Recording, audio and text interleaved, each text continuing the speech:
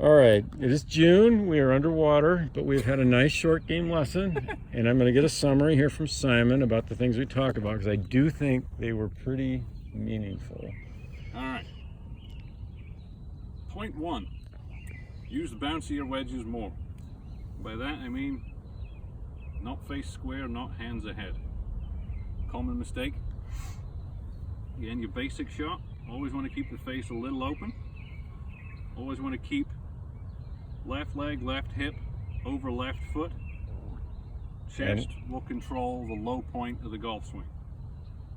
So if the chest is back here, club's going to hit back here. Having the chest forward and the weight forward will make contact right where you want it to be, and from there we rotate around. There's no back and forth here. Once you establish center point and you're on your left side, we stay there, we turn. And we stay a little open. Always keep feet and hips a little open. When you stand square, hands tend to flip.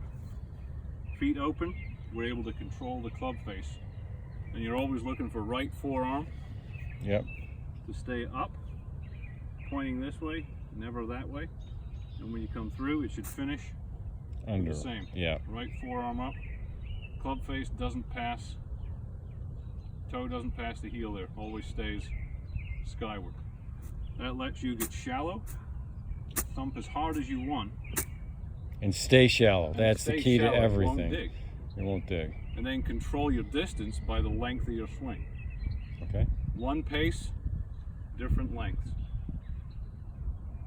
Kind of the easiest way to think about that. If you want to hit it further, swing longer or change clubs.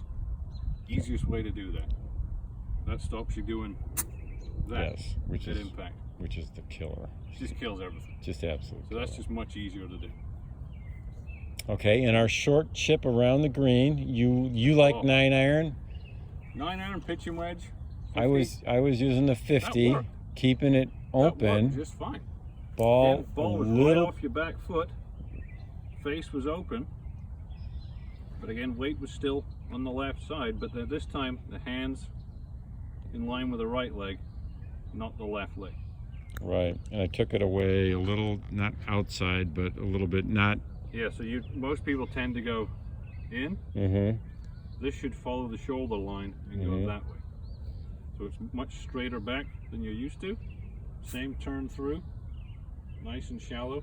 And by keeping that face open, you kind of take chunk out of play. Take chunk out, you get the back edge to hit the ground and it skids, very playable. Even when you mishit it, it won't be bad. Right.